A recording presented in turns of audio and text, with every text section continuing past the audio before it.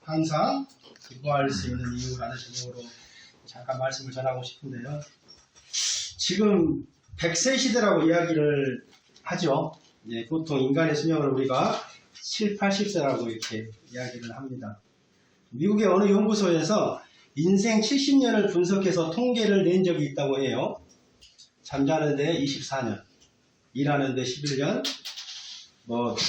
오락하고 이렇게 여행하고 이렇게 하는데 8년, 기다리는데 6년, 걷는데 6년, 이렇게 화장하고 꾸미는데 한 6년, 책 보는데 한 3년, 대화하는데 3년, 교회 가는데 6개월, TV 보는데 6년에서 7년, 가장 행복한 시간은 40시간이라고 그런 결과가 나왔다고 그래요. 우리가 평생 웃는 시간이 얼마나 될까요? 그런 질문도 있더라고요. 80년을 산다고 가정했을 때 화내는 시간 5년, 일하는 시간 23년, 잠자는 시간 20년, 웃는 시간은 89일. 여러분, 웃는다는 것은 기쁨이라는 걸 잘 아시죠? 아브라함 75세의 부르심을 갖고 100세 때 25년 후에 아들을 낳잖아요. 그 아들 이름이 뭐였어요? 이삭이었죠. 이삭은 웃음이라는 뜻이에요. 동의어입니다. 이찬수 목사님의 삶으로 증명하는 책을 보니까 지금 이 시대는 기쁨이 사라지는 시대라고 평가해요. 그러면서 어느 기업에서 20세부터 50세까지 남녀 500명 설문조사를 한 기록을 이야기를 하더라고요. 우리나라 사람들이에요. 이제 다른 나라 사람이 어디요? 우리나라 사람들. 하루에 평균 10번 정도 웃고, 10번이면 많이 웃는 것 같은데, 한 번 웃을 때 평균 8.6초를 웃는다고 해요. 8.6초. 계산해 보니까 하루에 90초밖에 웃지 않더라고요. 90초. 그에 반해 걱정하고 근심하는 시간은 여성은 3시간 30분, 남성은 2시간 30분 정도라고 이야기를 해요. 또한 연령별로는 20대 청년들의 근심 걱정이 가장 많은 것으로 집계되었습니다. 수진이가 20대잖아요. 가장 활기 넘치고 꿈과 소망이 가득해야 할 20대 청년들이 취업 문제, 진로 문제, 결혼 문제 등으로 가장 많은 시간 동안에 근심하고 걱정에 쌓여 있다는 이 사실을 생각하니까 참 마음이 아픈 것 같습니다. 이런 설문조사나 연구조사를 보면은 오늘 사도 바울이 말씀한 항상 기뻐하라. 내가 다시 말하노니 기뻐하라. 이 말씀을 하셨는데 과연 그게 가능한가? 그런 의문이 들 때가 참 많이 있는 것 같아요. 그렇죠. 기뻐할 수 있는 상황이 되어야 기뻐하는데 참 제 인생도 그렇고 여러분 인생도 그렇고 인생이 만만치가 않습니다. 어제 우연히 저녁에 오랜만에 친구 목사님을 한남에서 잠깐 봤는데요. 친구지만 2년 만에 봤는데 요즘 목사님 어떻게 지내세요? 하니까 그러더라고요. 투잡에서 쓰리잡으로 바뀌었습니다. 이해되시죠 여러분? 투잡에서 쓰리잡으로 바뀌었다고 그러더라고요. 아, 목사님 힘드시네요 하고 말았어요. 다음에 한번 또 뵙겠습니다 말았는데 버거운 삶으로 인해서 우리의 웃음과 기쁨을 잃어버리는 것이 여러분 우리의 현 주소가 아니겠습니까? 가정이 행복했으면 좋겠는데요. 배우자도 자녀도 내 마음대로 되지 않아요. 누가 그러더라고요. 남편은 내 편이 아니라 남의 편이라고. 여러분 동의하십니까? 남의 편, 남편. 또한 원하는 직장이든지 그렇지 않은 직장이든지 간에 참 남의 돈 벌기가 쉽지 않아요. 이렇게 하면 좀 사업이 잘 될 것 같은데요. 생각대로 안 되고. 이 고객들의 비유 맞추는 것도 참 만만치 않아요. 또한 가도와 업무와 그렇죠. 쓰리잡. 이 헝클어진 인간관계 때문에 스트레스를 받고 마음이 무너질 때가 참 많아요. 제가 이 시간에 그런 고백은 하지 않겠지만은 설상가상으로 저희 집 지붕 뚫고 물 새고 또 뚫고 못 고치고 또 뚫고 뭔 사건 그런 들을 때마다 참 감당해야 할 것들이 많이 있는 것 같아요. 만약에 우리가 오늘 성경 말씀처럼 우리가 매 시간마다 매일 365일 정말로 항상 기뻐하면서 살 수 있다면은 참 우리만큼 행복한 사람도 없을 것 같다는 생각이 듭니다. 상담학을 연구하는 심리학자들의 연구를 보면 사람들이 언제 기뻐하는지에 대해서 네 가지를 이야기합니다. 첫 번째요, 사람이 기뻐하려면 사랑을 받아야 한다고 이야기를 해요. 사람이 기뻐하려면 사랑을 받아야 한다. 여러분 동의하십니까? 아이나 어른 할 것 없이 누군가로부터 사랑을 듬뿍 받으면 기쁨이 생겨요. 특히 선물도 그 표현인데요. 저희는 보통 제 아마존 계정으로 우리 가정들이 이제 선물들을 많이 샀는데 아침에 제가 우연히 클릭을 해보니까 네고를 누가 내 허락 없이 산 것 같아서 스팸인가? 여기 저한테 사시면 이야기를 해주셔야 제가 그래서 아무튼 어떻게 저희 아내가 어제 또 다니엘 선물 싼 걸 하나 샀다고 하던데 선물 받으면 또 사랑의 표현이지 않겠습니까? 하나님이 좋아하는 과일이 있죠. 여러분 무엇인지 아세요? 가운데 있었잖아요. 감. 하나님과 저희 아내가 똑같은 과일을 좋아해요. 성경에서도 그걸 강조하잖아요. 감 사드리세요. 감 사드리세요. 여러분 오늘 감사 많이 하시기 바래요. 그래서 저희 아내가 감을 좋아하기 때문에 아내가 사오지 말하지만 저는 늘 갈 때마다 감을 사오고 또 우리 집에 제일 좋아하는 그 떡이 있어요. 떡. 우리 아이들은 뭘 좋아하지? 송편이 말 뭐지? 꿀떡. 저는 절대 꿀떡 안 삽니다. 가래떡만 삽니다. 비싸지만 한 개씩 599 하나씩. 네. 저희 아내가 그 떡을 좋아하기 때문에. 자, 두 번째는 심리학자들은요, 자기가 소중하다고 여긴다는 것을 손에 넣었을 때 기뻐한다고 해요. 맞아요. 원하는 시험과 직장에 취직하고 싶어하는 사람은 그것을 성취할 때 기뻐하겠죠. 원하는 배우자와 결혼하고 싶어하는 청년은 그 사람과 결혼했을 때 기뻐하죠. 저도 저희 아내와 결혼해서 얼마나 기뻐했는지 몰라요. 제가 저희 아내랑 연애를 시작할 때 제가 7일 금식하고 제 아내랑 연애 허락을 맡았었거든요. 얼마나 제가 기뻤겠어요. 돈을 많이 벌고 싶어하는 사람은 원하는 만큼의 돈을 벌었을 때 기뻐할 것이고 학문의 깊은 경제를 추구하는 사람은 만족스러운 연구 결과를 얻었을 때 당연히 기뻐하겠죠.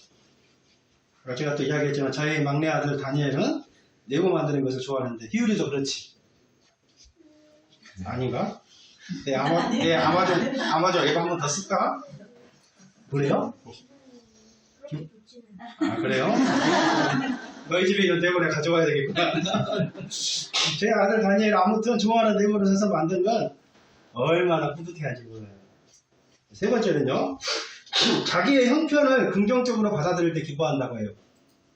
굉장히 중요한 겁니다.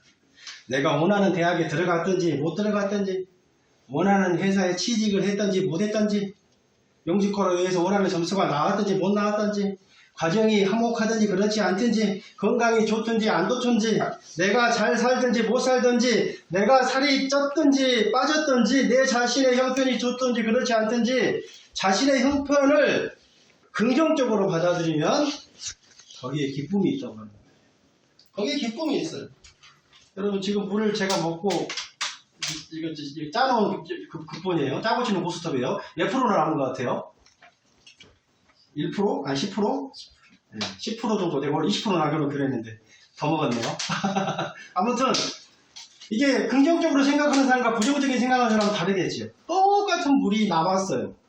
어떤 사람은 와 10%밖에 안 남았네. 또 어떤 사람은 어떻게 해요? 야 10%나 남았네. 그렇게 생각하지 않겠습니까?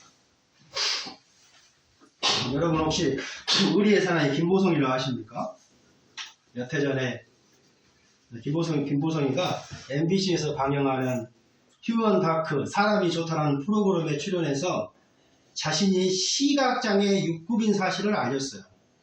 제가 뭐 그런 연예인 그런 잘 안 보기 때문에 제가 이 기사를 보고 제가 김보성이를 제가 다르게 생각했는데요.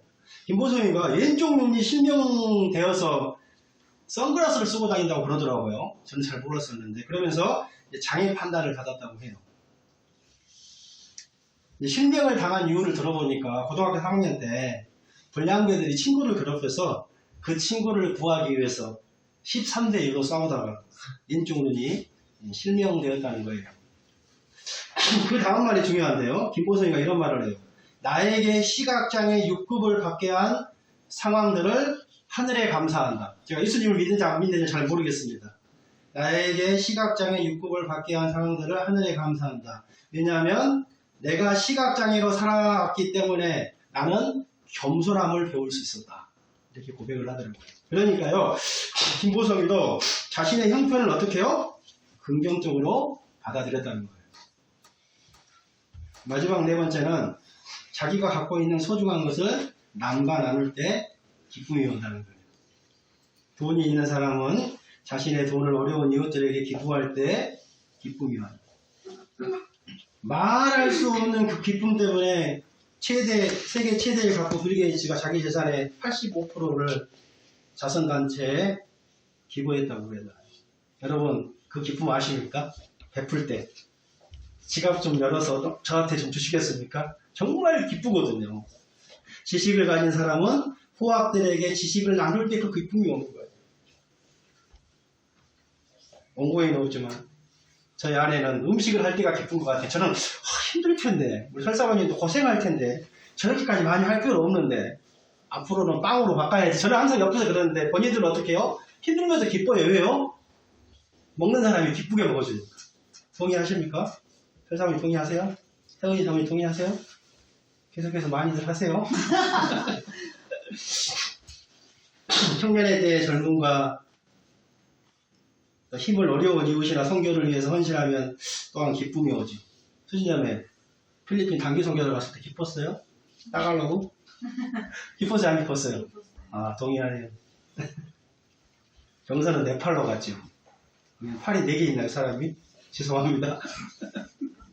그러니까요, 좋은 소식을 받은 사람이 그 소식을 다른 사람과 나눌 때 기쁨이 생긴다는 거예요. 보통 심리학자들은 이런 4가지로 기쁨의 정도를 이야기하는데, 근데 참 여러분 신기한 게요, 사도 바울이 말한 기쁨을 살펴보니까 심리학자들이 말한 이 4가지 보편적인 조건에서 벗어나지 않는다는 거예요. 사도 바울이 심리학자의 견해를 따르는 것 같아요. 여러분, 심리학자들이 성경의 견해를 따른 것 같아요. 누가 견해를 따랐을까요, 여러분? 이 바울이 말하는 기쁨, 기독교에서 말하는 기쁨은 어떤 마약처럼 종교에 중독되는 그런 기쁨이 아니라는 거예요. 그렇다고 갑자기 하늘에서 쏟아져 자신도 모르게 가슴이 뜨는 어떤 그런 기쁨도 아니라는 거예요. 정말로 우리가 일반적으로요, 이해하고 상식선에서 납득할 수 있는 그런 기쁨을 말한다는 것입니다. 자, 사도 바울이 항상 기뻐할 수 있는 이유 첫 번째, 한번 따라해 보시겠습니다. 주님 안에서 하나님의 사랑을 받고 있기 때문에. 네, 한번 로마서 5장 5절을 한번 읽어보겠습니다. 시작. 우리에게 주신 성령으로 말미암아 하나님의 사랑이 우리 마음에 부음바 되니. 이렇게 기도하고 있죠. 다시 말하면 성령 하나님을 통해서 우리 마음에 하나님의 사랑이 막 흘러들어왔다는 말입니다. 여러분, 아까 이 목사님도 이야기하셨지만 솔직히 바울이 하나님의 사랑을 받고 있다고 해서 힘들거나 어렵지 않았다는 말이 아닙니다. 고생하지 않고 실패하지 않고 몸이 아프지 않았단 말이 아닙니다. 어쩌면 정말 바울만큼 어려움과 얘들 말로 개고생했죠. 개고생. 그리고 고난을 그렇게 많이 당한 사람이 또 있을까 싶을 정도로 많은 고난을 당했잖아요. 그럼에도 불구하고 자신이 무한한 하나님의 사랑의 대상이라는 사실 때문에 매를 맞고 핍박을 받고 굶어 죽고 지금 감옥 안에서 지금 이렇게 기뻐하고 있거든요. 지금 깜빵 안에서 이 기뻐할 수 있었던 거예요. 여러분, 우리 역시 하나님의 사랑을 받고 있습니다. 여러분 동의하십니까? 우리 모두는 하나님의 사랑을 받고 있는 너무나 귀한 존재들입니다. 하나님은 자신이 하나밖에 없는 아들을 포기할 정도로 우리를 완전히 사랑하셨어요. 변덕부리는 저의 사랑과는 얼마나 다른지 몰라요. 비교하고요. 배경 보고요. 우리는 또 어때요? 감정에 치우치고요. 또 외모 중심으로 보죠. 그래도 우리들의 사랑의 뭐예요? 조건부잖아요. 조건부. give and take. take and take 정도. 그러나 우리 하나님의 사랑은 변함이 없죠. 우리가 선한 일을 할 때도 사랑하고 우리가 죄를 지을 때도 버리는 그런 변덕적인 하나님이 아니시잖아요. 성경 어디를 살펴보세요. 우리를 위해서 후회했다는 말이, 실망했다는 말이 없습니다. 우리가 잘 나갈 때는 사랑하고 실패할 때는 떠나는 그런 하나님이 아니세요. 내가 느끼든지 느끼지 못하든지 여러분 하나님은 변함없이 우리를 사랑하세요. 믿으시기를 축원합니다. 오늘 이찬수 목사님 설교를 들으니까 난 잘 몰랐는데 감히 느낄 감이더라고요. 사가 말씀 원자에 뭐라고 하던데 뭐라고 했어요?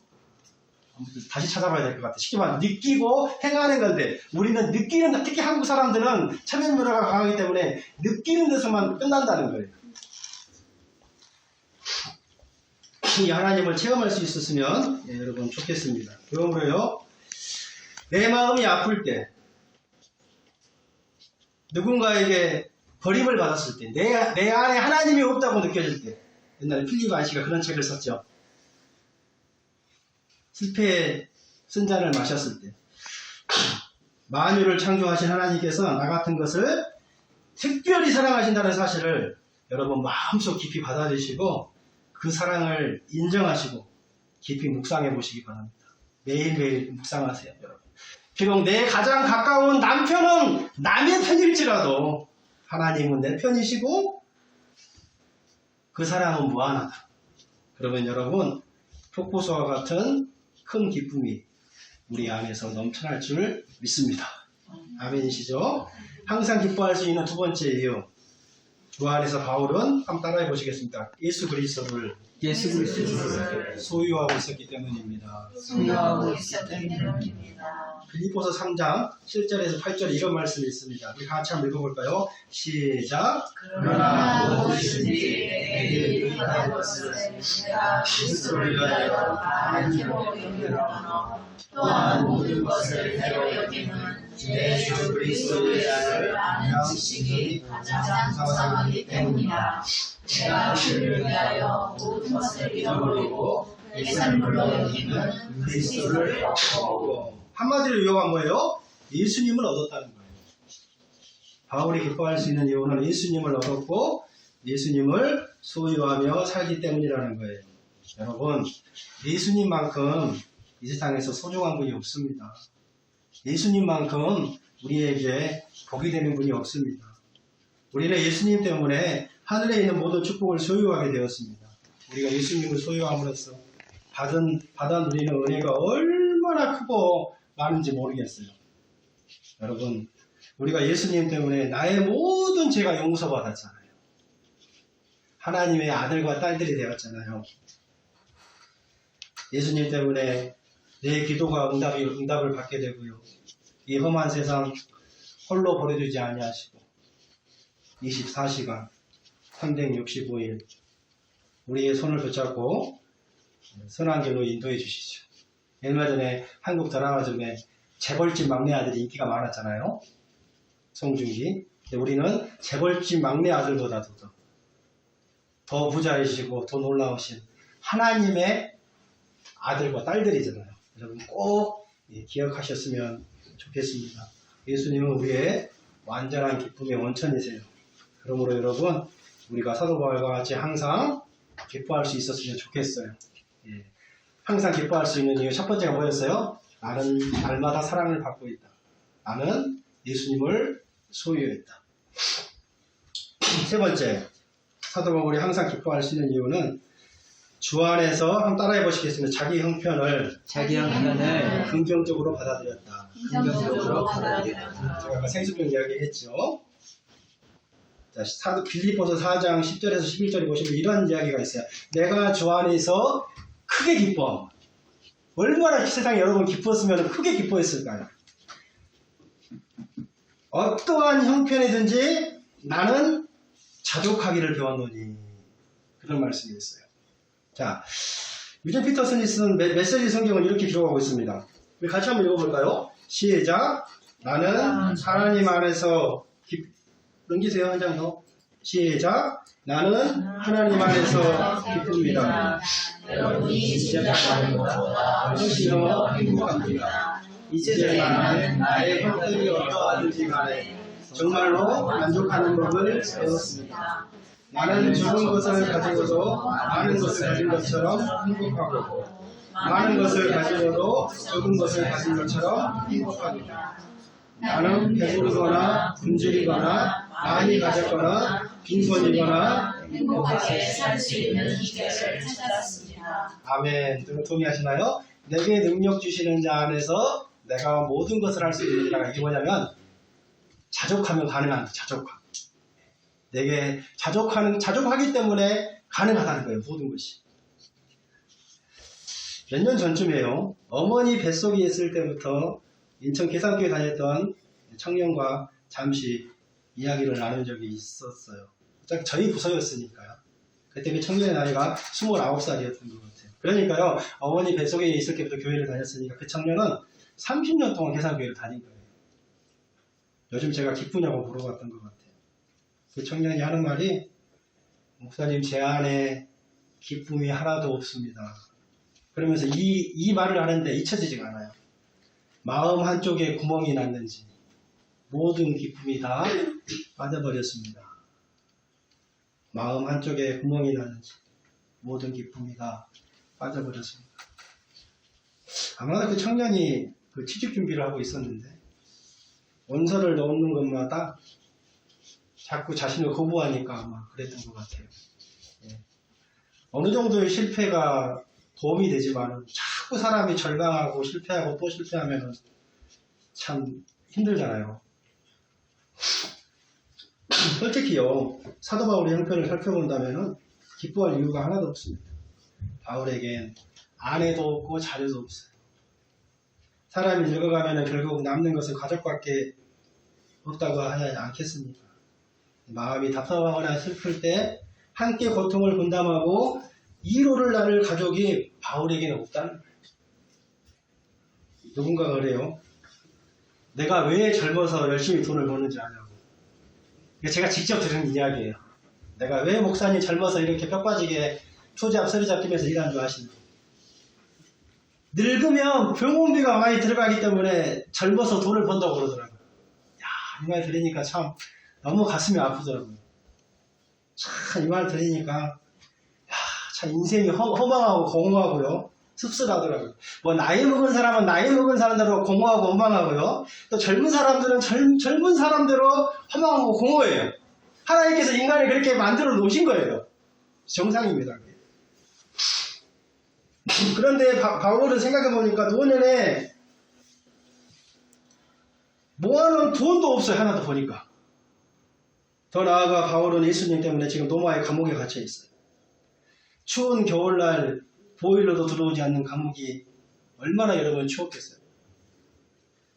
우리 집 이사 준비할 때 설사모님 사무엘 데리고 저희 집 피자를 사가지고 오셨던 기억이 있는데 그때 사모님이 우리 집을 안 틀었었는데 너무 춥다고 우리 집 미터를 틀어놓고 간 기억이 다윗이가 이야기를 하더라고요.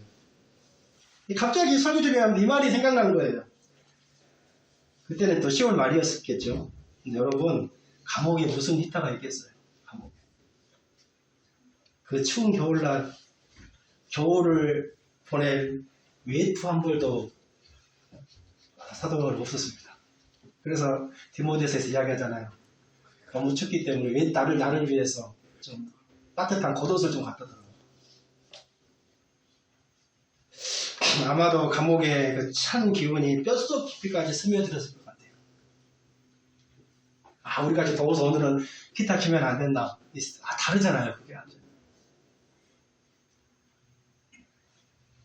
그런 처지에서도 사도 바울은 기뻐했다는 거예요. 그런 처지에서도 기뻐했다는 거예요. 왜요? 이 감옥도 하나님이 주셨다고 믿었기 때문입니다. 더 나아가 바울은 죽음조차도 주님이 주신 것이라면 기뻐할 수 있었습니다. 자기가 당하는 모든 형편을 하나님께서 주신 선한 것으로 받아들였기 때문에 그래요. 여러분, 우리 각자가 처한 형편이 다 다를 거예요. 어떤 사람은 만족스러워할 수도 있고 어떤 사람은 불만족스러워할 수도 있겠죠. 또 어떤 사람은 행복해할 수도 있고 어떤 사람은 하루하루 사는 것이 마지못해 살 수도 있을 것 같아요. 그러나 우리가 똑같은 형편에 있어도 제가 이야기했잖아요. 어떤 사람은 긍정적일 수도 있고 어떤 사람은 부정적일 수 있어요. 자, 10% 남았다고 생각하면 손 들어보세요. 10%나 남았네. 10%나 남았네. 손 들어보세요. 예. 10%밖에 안 남았네. 예, 역시 우리 큰아들은 늘 부정적입니까? 제가 부정적인 것 같아요. 제가 이번에 용돈을 30%라도 줬어도 없는 돈에 고맙단 말 안 하더라고요. 사랑하는 성도 여러분, 추수감사주일을 맞이하여 어떠한 형편에 처해 있든지 사도 바울과 같이 항상 기뻐할 수 있게 되기를 바라겠습니다. 그 형편은 하나님께서 나에게 주신 것이고요. 하나님께서 보실 때 모든 것을 합력하여 가장 선한 것을 선하게 이루어 가시기 때문입니다. 자, 사도 바울이 기뻐할 수 있는 마지막 네 번째 이유. 바울은 주님 안에서 자기가 가지고 있는 가장 소중한 것 한번 따라해 보시겠습니다. 예수 그리스도를 다른 사람들에게 나누어 줬기 때문이다. 빌립보서 1장 18절 한번 읽어보겠습니다. 시작. 그러면 무엇이냐 거칠애로 하나 참고하라 무슨 강도로 하든지 전파되는 것은 그리스도니 이로써 나는 기뻐하고 또한 기뻐하리라. 아멘. 우리가 이미 살펴본 대로 바울은 지금 예수님과 복음 때문에 감옥에 있어요. 감옥에서도 복음을 전하자 그 결과 어떻게 됐어요? 우리가 잘 아는 사도행전 16장이잖아요. 감옥의 간수와 감옥 안에 높은 신분의 정치범들이 회개하고 예수를 믿게 되었죠. 주 예수를 믿으라. 그래야면 너와 내 집이 구원을 받으리라. 이게 그 결과물이거든요. 더 나아가 네로 왕의 궁전에까지 예수 믿는 사람이 생긴 거예요. 이렇게 예수를 전하는 것이 바울에게는 굉장한 기쁨이었지만 감옥에 갇혀 있었기 때문에 자유롭게 전하는 데가 한계가 있었겠죠. 그런데 이제 바울 대신에 밖에 있는 사람들이 더 열심히 복음을 전한다는 소식을 듣고 너무나 기뻐했습니다. 바울은 지금 감옥 안에서 복음을 전하고 다른 성도들은 감옥 밖에서 복음을 전하기 때문이었겠죠. 바울에게 있어서 감옥 안에 있느냐, 감옥 밖에 있느냐가 중요한 게 아니라 어디에 있든지 복음이 전해지기 때문에 바울은 항상 여러분 기뻐할 수 있었습니다. 사랑하는 여러분, 만약에 여러분이 어떤 암도 치료하는 약을 알고 있다면은 그 정보를 아무도 모르게 혼자만 알고 있겠습니까? 아니면은 암에 걸려서 고통을 당하고 죽어가는 사람들에게 전해주겠습니까? 당연히 암에 걸린 사람에게 이 기쁜 소식을 전해줘야 되지 않겠습니까? 여러분, 암에 걸려서 죽을 뻔한 사람이 살아난다고 생각하면은 전하는 자가 얼마나 여러분 기쁘겠습니까? 예수 그리스도의 복음은 암을 치료하는 약보다도 훨씬 더 기쁜 소식입니다. 암을 치료하는 약은 암에 걸린 자에게만 해당되지만 예수 그리스도의 복음은 모든 사람들에게 희소식이에요. 그래서 하늘의 영광이요 땅의 기쁨이라고 한 거예요. 예수 그리스도가 이 땅에 오셨을 때 이 땅의 기쁨이라고 한 거예요. 복음을 믿고 받아들이는 자에게는 이 땅에서의 풍성한 삶뿐만 아니라 우리 내세에 영원한 생명이 있어요. 그리고 우리 예수 그리스도를 통하여서 내가 이 땅에 사는 이유와 가치와 목적을 발견하게 됩니다. 어쩌면은 우리 가운데 그 청년같이 30년이나 예수 믿었지만 취직이 안 되어서 다른 이유 때문에 예수를 믿는 기쁨까지도 빼앗겨버린 그 청년과 같은 분이 계실지도 모르겠습니다. 다시 한번 추수감사주일을 맞이하여서 예수로 인해 기쁨을 회복하시기를 바라겠습니다. 주님이 주시는 하늘의 기쁨으로 새롭게 사명을 감당하시기를 바라겠습니다. 그리고 우리 모두가 그 기쁜 소식을 아직도 예수 그리스도를 알지 못하는 가족들에게, 친구들에게 직장 동료에게 또 이웃들에게 전할 수 있게 되기를 바랍니다. 자기도 모르게 마음속에 말로 표현할 수 없는 큰 기쁨이 여러분 솟구쳐 오를 거예요. 내 안에 기쁨이 사라져갈 거예요. 아무것도 나를 기쁘게 하는 것이 없어 우울할 때, 텅 빈 가슴에 공허함이 밀려올 때, 무엇을 해도 만족함이 없을 때, 나를 가장 사랑하사 나를 위해 십자가에 죽으시고 부활하신 나의 가장 소중한 분 예수 그리스도를 다른 사람에게 여러분 나누어 주세요. 그렇게만 한다면 여러분도 항상 사도 바울과 같이 기쁨이 충만할 줄로 믿습니다. 이제 말씀을 정리하겠습니다. 오늘 사도 바울은 주 안에서 항상 기뻐하라. 내가 다시 말하노니 기뻐하라고 명령하고 있어요. 여기서 기뻐하라는 헬라어는 카이레테는 라는 말인데요. 현재 능동형 명령형이에요. 다시 말하면 뭐예요?